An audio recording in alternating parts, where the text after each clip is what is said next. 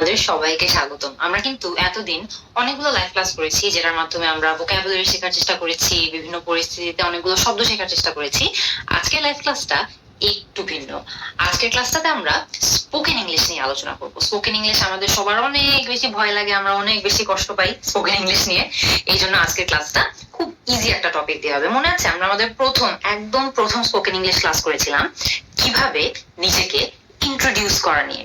আজকে আমরা live class যেটা করব, সেই লাইভ ক্লাসের মাধ্যমে আমরা কিন্তু এই টপিকটা নিয়ে আলোচনা করব যে বিভিন্ন পরিস্থিতিতে কিভাবে নিজেকে ইংলিশে খুবই স্মার্টলি ইন্ট্রোডিউস করা যায়। তো আমরা প্রথমে শিখবো যে বিভিন্ন ইনফর্মাল যে সিচুয়েশন গুলো আছে, যেমন নিজেদের ফ্রেন্ডদের সাথে, ফ্যামিলি মেম্বারদের সাথে, এই ধরনের সিচুয়েশন গুলোতে কিভাবে খুব স্মার্টলি নিজেকে ইংলিশে ইন্ট্রোডিউস করা যায়। আর সেকেন্ড আমরা শিখবো হলো যে কিভাবে ফর্মাল সিচুয়েশনে ইংলিশে নিজেকে ইন্ট্রোডিউস করতে পারেন। ফর্মাল সিচুয়েশন কিরকম হতে পারে? মনে করেন আপনি একটা পার্টিতে গেলেন, হয়তো বা আপনি একটা অফিসে আছেন, হয়তো খুব ফর্মাল একটা সিচুয়েশনে আছেন, অনুষ্ঠানে আছেন, যেখানে আপনার নিজেকে ইংলিশে ইন্ট্রোডিউস করা লাগতে পারে। আমরা দুভাগে শিখবো, প্রথমে ইনফর্মালি কিভাবে ইংলিশে ইন্ট্রোডিউস করতে হয়, আর কিভাবে ফর্মালি ইংলিশে নিজেকে ইন্ট্রোডিউস করতে হয়। তো সবার আগে আমাকে কমেন্ট সেকশনে অ্যাজ অলওয়েজ আপনারা সবাই জানিয়ে দেন, আজকে অনেকে আসছেন, সো জানিয়ে দেন যে আপনারা কে কোথা থেকে লাইভ ক্লাসটা করছেন। আজকে যেমন আপনারা দেখতে পাচ্ছেন যে আমার পিছনের ব্যাকগ্রাউন্ডটা একটু চেঞ্জ হয়েছে। সো আমি এখনো লন্ডন থেকে ক্লাস নিচ্ছি, কিন্তু একটা ডিফারেন্ট রুম থেকে ক্লাস নিচ্ছি। সো আপনারা আমাকে কমেন্ট সেকশনে জানিয়ে দেন খুব ফাস্ট যে কে কোত্থেকে আজকে এই লাইভ ক্লাসটা করছেন, কোন জেলা থেকে, কোন জায়গা থেকে, কোন দেশ থেকে আমাদেরকে জয়েন করছেন, যাতে আমরা দেখতে পারি যে আজকে কতজন স্টুডেন্ট কত ডিফারেন্ট জায়গা থেকে আমাদের এই ক্লাসটাতে যুক্ত হয়েছে। সো আপনারা আমাকে কমেন্টে জানাতে থাকেন। আমি একটু স্পোকেন ইংলিশ নিয়ে আরেকটু বলতে চাই যে আমাদের কিন্তু সবার স্পোকেন ইংলিশে কথা, মানে স্পোকেন ইংলিশ নিয়ে, ইংলিশে কথা বলা নিয়ে, তারপরে স্পেশালি নিজেকে ইন্ট্রোডিউস করা নিয়ে অনেক ধরনের নার্ভাসনেস কাজ করে, অনেক ধরনের ভয় কাজ করে। সো আমরা কিন্তু আজকে ওই ভয়গুলো একটু কাটিয়ে ওঠারও কিছু টিপস এন্ড ট্রিক্স আলোচনা করবো। এট দ্য সেম টাইম আমরা কিন্তু ক্লাসটাও করে ফেলবো।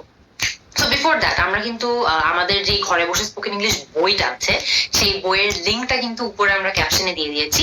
আপনারা যদি চান তাহলে ওই বইটা দেখে দেখে ওই লিঙ্কে গিয়ে আপনারা যদি বইটা ডাউনলোড করে ফেলেন বা বইটা নিয়ে নেন। আর যারা যারা অলরেডি আমাদের বইটা নিয়ে নিয়েছেন সবার জন্যই বলছি যে এই ক্লাসটা আপনারা কিন্তু বইটা আপনাদের সামনে রেখে করলে আপনারা আরো অনেক বেশি হেল্প পাবেন, কারণ আমি কিন্তু বইয়ের চ্যাপ্টার থেকেই পড়াবো। আমাদের বইয়ের একদম প্রথম চ্যাপ্টার হচ্ছে ইংলিশে কিভাবে আপনি নিজেকে ইন্ট্রোডিউস করতে পারেন এটা নিয়ে। তো সেই চ্যাপ্টার থেকেই কিন্তু আমরা আজকে এই ক্লাসটাও করবো। আপনারা যারা যারা বইটা নিয়েছেন বইটা হাতে নিয়ে বসে যান, আর যারা যারা বইটা এখনো নেননি, উপরে ক্যাপশনে কিন্তু আমরা বইয়ের লিঙ্কটি দিয়ে রেখেছি, সেখান থেকে বইটা নিয়ে ক্লাসটা শুরু করে ফেলতে পারেন। So in the mean time আমরা একটু কয়েকজনের কমেন্টস পড়ে দেখি যে কে কে কোথা থেকে আমাদেরকে জয়েন করেছে, তাহলে আমরা এরপরে দ্রুত ক্লাসটা শুরু করে দিব। ওকে, আমাদেরকে এখানে ইতিশাম ভাইয়া জয়েন করেছেন সিলেট থেকে, তারপরে মাকসুদ ভাইয়া জয়েন করেছেন, উনি আছেন হলো বরিশাল থেকে, তারপরে জুবাইর ভাইয়া ঢাকা থেকে জয়েন করেছে, তারিক ভাইয়া জয়েন করেছে হলো সিলেট থেকে, তারপরে হাসান ভাইয়া জয়েন করেছেন আমাদেরকে। কথা বলবো না, আমরা অরিজিনালি যেই জায়গা থেকে এসেছি সেই জায়গাটার কথা বলবো। সো আমি যদি হই, আমি হয়তো বলবো আই কাম ফ্রম বাংলাদেশ। তো আমি যেমন ইউকে তে এসে আমি নিজেকে ইন্ট্রোডিউস করার সময় এটা দিয়ে অনেক সময় করি যে আই কাম ফ্রম বাংলাদেশ অথবা আই এম ফ্রম বাংলাদেশ। এর মানে হলো যে এটা হচ্ছে আমার সোর্স, মানে আমি এই জায়গা থেকে অরিজিনালি এসেছি। সো আপনারা আমাকে এখন কমেন্ট সেকশনে জানাবেন হলো যে আপনারা কোথা থেকে এসেছেন। আপনারা যদি বাংলাদেশ থেকে এসে থাকেন অবশ্যই এখানে বাংলাদেশ বলবেন, বা যদি আপনারা এখানে চান তাহলে এখানে কিন্তু আপনারা আপনাদের জেলার কথাও বলতে পারবেন, বা আপনারা একটা নির্দিষ্ট জায়গা, বাংলাদেশের একটি নির্দিষ্ট জায়গা থেকে এসেছেন সেটার কথা বলতে পারবেন। যেমন আমি বাংলাদেশে থাকলে সবসময় কিন্তু এটা বলতাম যে আই কাম ফ্রম চিটাগং, ঠিক আছে? সো এখানে আপনারা যদি ঢাকা থেকে হন আপনারা বলবেন আই কাম ফ্রম ঢাকা, আপনারা সিলেট থেকে হলে বলবেন আই কাম ফ্রম সিলেট। আপনারা কমেন্টে আমাকে জানান যে আপনারা কোন জায়গাতে বিলং করেন বা কোন জায়গা থেকে এসেছেন। আমি ইউকে তে এসে কিন্তু এটা বাংলাদেশ বলি, কারণ ইউকে তে এসে আমি যদি বলি আই কাম ফ্রম চিটাগং, এটা কিন্তু কেউ চিনবে না। আই কাম ফ্রম ঢাকা, এটা কিন্তু কেউ চিনবে না। কিন্তু আমি যখন বলবো আই কাম ফ্রম বাংলাদেশ, সেটা কিন্তু তারা চিনবে। সো আপনাদেরকে কিন্তু কনটেক্সটের মতো করে এখানে জায়গাটা একটু বদলও করতে হবে। সো আপনি বাংলাদেশে থাকলে এটা হয়তো বা বাংলাদেশের জেলা স্পেসিফিক লোকেশন গুলোর কথা বলবেন, বিদেশে গেলে আপনি হয়তো দেশটার কথা বলবেন। সো আপনারা আমাকে কমেন্টে জানান যে আপনারা কে কোথা থেকে এসেছেন, and I come from dash এই স্ট্রাকচারটাতে আপনারা কি বসাবেন। আমি একটু দেখি আপনারা কে কে আমাকে কমেন্টে কি কি বলছেন। আমাদেরকে কিন্তু অলরেডি এখানে শাহেদা আপু জানিয়ে দিয়েছে যে আই কাম ফ্রম সিলেট। আচ্ছা, এখানে আরেকটা জিনিস আপনারা ইন্টারেস্টিংলি খেয়াল রাখবেন, সেটা হচ্ছে যে আপনারা কিন্তু চাইলে এখানে দুটোই ব্যবহার করতে পারেন, specific location as well as country. কেমনে? I come from Chittagong in Bangladesh, অথবা I come from Chittagong Bangladesh লেখার সময় কিন্তু আমরা সবসময় চিটাগং কমা বাংলাদেশ এভাবেও লিখি, অথবা I come from Chittagong which is a city in Bangladesh. হলে কি বসাতেন, আপনারা কোন জায়গা থেকে এসেছেন সেটা।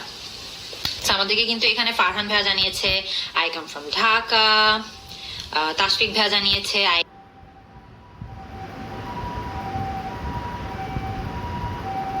M dash. তো যখনই আপনারা নিজেদেরকে ইন্ট্রোডিউস করবেন তখন কিন্তু আপনাদের হয়তোবা কথা প্রসঙ্গে আপনাদের বয়সের কথা আসতেই পারে। তো সেই সব ক্ষেত্রে আপনারা ঠিক এই স্ট্রাকচারটা ব্যবহার করে কিন্তু আপনাদের বয়সের কথাটাও খুবই সহজে বলে দিতে পারবেন, আই এম ড্যাশ। সো আপনারা একটু ঝটপট আমাকে কিন্তু খুব ফাস্ট, আমরা আজকে ক্লাসটা খুব ফাস্ট সবাই সবার সাথে মিলে শেখার চেষ্টা করব, কারণ আমাদের কিন্তু এখন আরো অনেকগুলো বাক্য নিয়ে কথা বলা বাকি আছে। সো আই এম ড্যাশ, এখানে আপনারা আপনাদের বয়সটা লিখবেন। আমাকে অবশ্যই এখনই কমেন্ট সেকশনে খুবই সহজ সহজ ছোট ছোট উত্তর কিন্তু আপনাদের বয়সটা লিখে পাঠিয়ে দিলে আমি বুঝতে পারবো যে আপনারা এই ক্লাসটা বুঝতে পারছেন। আচ্ছা, তারপর কুইকলি আমরা এখন নাম্বার 5, আপনাদের জন্য 5 নাম্বার যে কাজটা হচ্ছে, সো যখন আমরা নিজেরা নিজেদেরকে ইন্ট্রোডিউস করাতে যাই বা করতে যাই যে বিভিন্ন সিচুয়েশনে, আমাদের কিন্তু আমাদের পরিবারের সদস্যদেরকে নিয়েও অনেক সময় কথা বলতে হয়, right? So there are dash people in my family. So আপনার পরিবারে কয়জন সদস্য আছে, ঠিক এই সংখ্যাটা কিন্তু এই ব্ল্যাঙ্কটাতে বসবে। There are 3 people in my family. There are 5 people in my family. There are 10 people in my family. So আপনারা আমাকে এখন যেটা কমেন্ট করে পাঠাবেন, এবারও কিন্তু একটা সংখ্যা কমেন্ট করে আপনাদেরকে পাঠাতে হবে, সেটা হচ্ছে আপনার ফ্যামিলিতে বা আপনার পরিবারে কয়জন সদস্য আছে এটা আমাকে একটু কমেন্ট করে পাঠান। সো এখানে যদি আমি আমার উত্তরটা বলতাম, আমি বলতাম there are 3 people in my family. So আপনাদের উত্তর কিন্তু 4 হতে পারে, 5 হতে পারে, 1 হতে পারে, 10 হতে পারে। সো আপনাদের পরিবারে কয়জন সদস্য আছে তাদের কথাটা আমাকে একটু এখানে জানিয়ে দেন। এরপরে খেয়াল করে দেখবেন যে এই বাক্যটা কিন্তু ঠিক এই জায়গাটাতে শেষ হয় না। এই বাক্যটাতে কিন্তু আমরা দেখতে পাচ্ছি যে আরে একটা ছোট্ট অংশ আছে এই বাক্যে, দে আর ড্যাশ। দে আর, আপনার ফ্যামিলিতে আপনি যে 3 জন সদস্য আছে বললেন, 5 জন বা 10 জন সদস্য আছে বললেন, তাদের কথা আপনার এখন বলতে হবে। সো আমি এখানে লিখেছি there are 3 people in my family. They are my parents and my sister, যে আমার বাবা মা এবং আমার বোন। সো এখানে খেয়াল করে দেখবেন যে আপনাদের জন্য কিন্তু এই অ্যান্সারটা চেঞ্জ হবে। সো আপনারা আমাকে এই দুটোরই উত্তর লিখে পাঠান। প্রথমটার উত্তর হবে হচ্ছে যে আপনার পরিবারে কয়জন সদস্য আছে, ঠিক সেই সংখ্যাটা আমাকে কমেন্ট করে জানান। এন্ড দ্বিতীয় বাক্যের জবাব হিসেবে